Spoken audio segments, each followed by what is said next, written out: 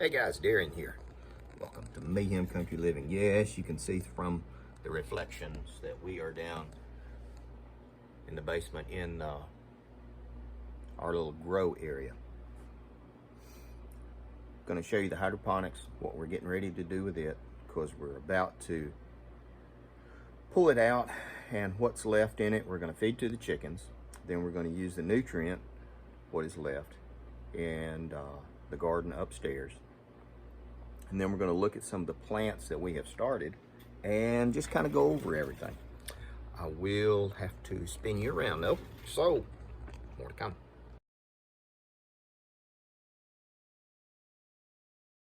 Okay, here we go.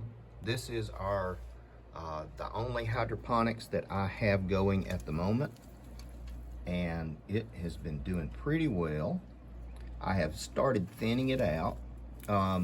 This was a Kratky system, just pure Kratky hydroponics. So you develop air roots on your system, and then you never fill up beyond the lowest air root, because that way it gets air and it also gets nutrient from your nutrient solution. You'll see my nutrient solution is kind of clear because I'm not using the kelp additive that I had been using. And over here you see that I have added air stones to this system.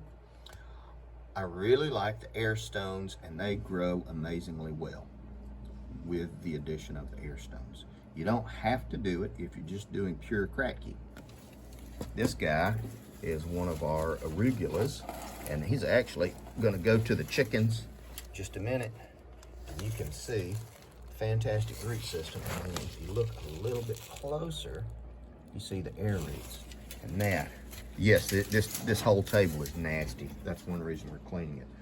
My bok choy got a little bit of mildew on it, so we're going to completely restart.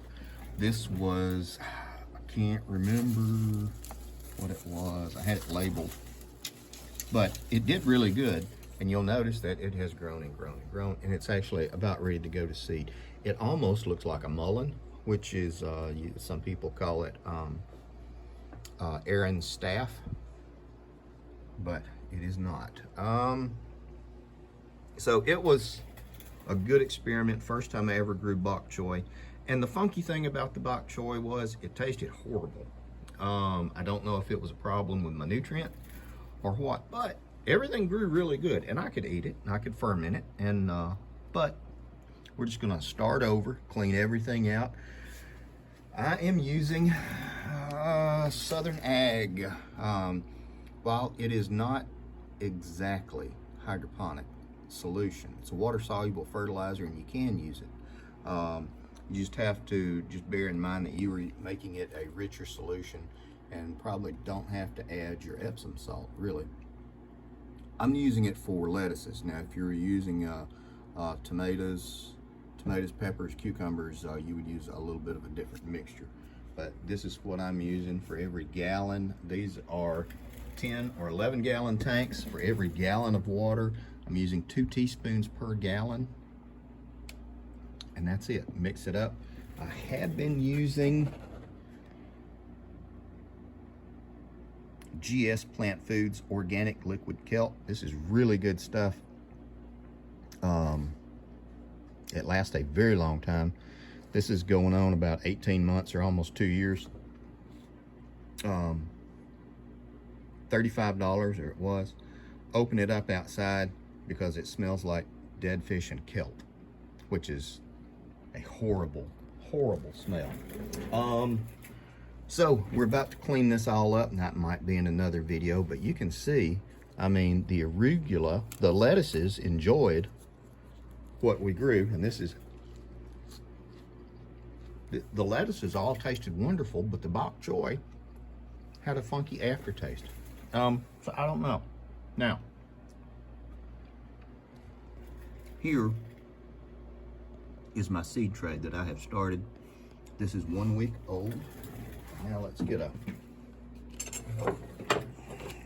steel measure.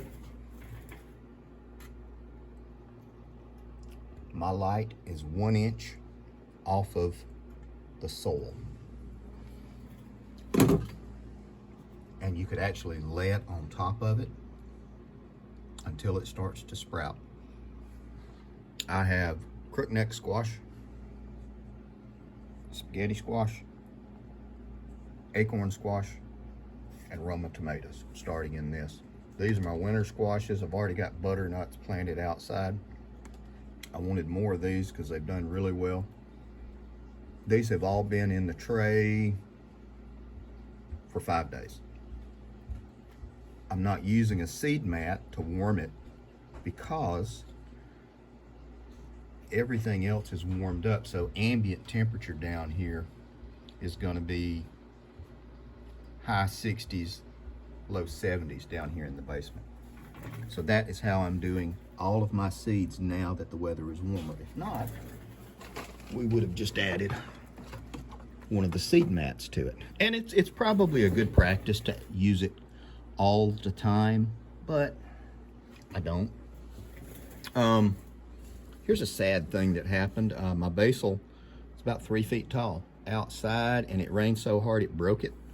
And so I was going to take cuttings from it, but it started wilting, and it's a poor choice for cuttings now. So we're going to hang it upside down and dry it. And we'll probably just dry it outside traditionally, not put it in the Excalibur or use any of the electricity. So that is what we're doing. Now, I'll show you what we're getting ready to do. Also, getting ready to start more because I need some Tabasco peppers, honest to goodness, and I need some cayenne peppers. So I have to find seed because it seems like my seed is not germinating. I have a poor germination rate with all of my cayenne. So these are the ones that I've been making sauce out of, pepper sauce, and I always cut the tops off and you let them dry. Well, when you do that, you have about 20 seeds left in the top, and those are what I use to plant with. And I have been cycling through and adding to them. This is probably 5 or 6 years worth of peppers that I have added to and just shaken up and added to and shook up.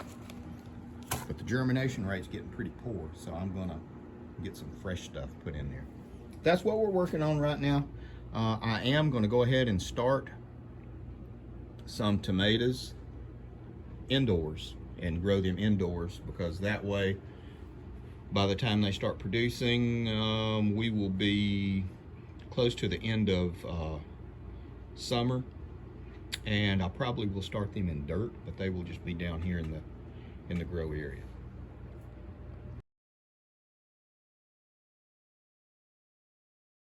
And now, while we're doing this, these are the cabbages that we started for our kraut, or sauerkraut. The last batch I did, it turned out, and it worked out really well. It fermented nicely, but I must have gotten some wild yeast in the ferment, because the kraut itself tasted like feet. It tasted really tasted like dirt. And while it wouldn't hurt you, it was just very unappealing. So we're getting these things going. I need another 5 or 6 days, and then I can put a cap on them. I think I'm actually going to break down and buy the honest to goodness tops for these things to go on, just to make the ferments a little bit easier. Just seems like it'll be one less thing to mess with, one less variable. We'll see. More to come. Okay guys, now we're back. So you can see I got a lot to do. In addition, we got a lot more plants